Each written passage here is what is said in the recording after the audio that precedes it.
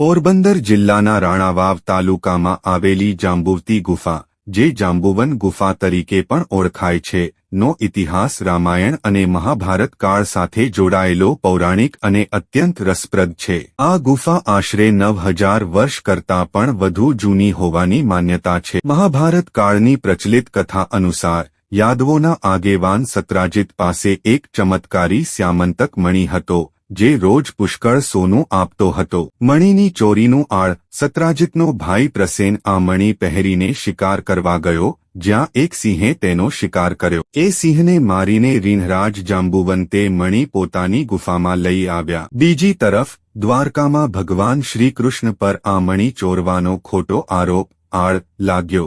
શ્રીકૃષ્ણ અને જાંબુવનનું યુદ્ધ. પોતાનું કલંક ધોવા માટે ભગવાન શ્રીકૃષ્ણ મણિની શોધમાં નીકળ્યા અને શોધતા શોધતા રાણાવાવની આ ગુફામાં પહોંચ્યા. અહીં મણિ મેળવવા માટે ભગવાન શ્રીકૃષ્ણ અને જાંબુવન વચ્ચે 28 દિવસ સુધી ભયંકર યુદ્ધ ચાલ્યું. જાંબુવતી સાથે વિવાહ. યુદ્ધના અંતે જાંબુવનને અહેસાસ થયો કે શ્રીકૃષ્ણ એ જ તેમના આરાધ્ય પ્રભુ શ્રીરામનો અવતાર છે. તેમણે તુરંત યુદ્ધ બંધ કરી દીધું અને ક્ષમા માગીને સ્યામંતક મણિ ભગવાનને સોંપી દીધો. સાથે જ તેમણે પોતાની પુત્રી જાંબુવતીના લગ્ન શ્રીકૃષ્ણ સાથે કરાવ્યા. આ કારણે જ આ સ્થળને શ્રીકૃષ્ણનું સાસરું પણ કહેવામાં આવે છે. કુદરતી શિવલિંગનું નિર્માણ. જાંબુવન ભગવાન શિવના પરમ ભક્ત હતા.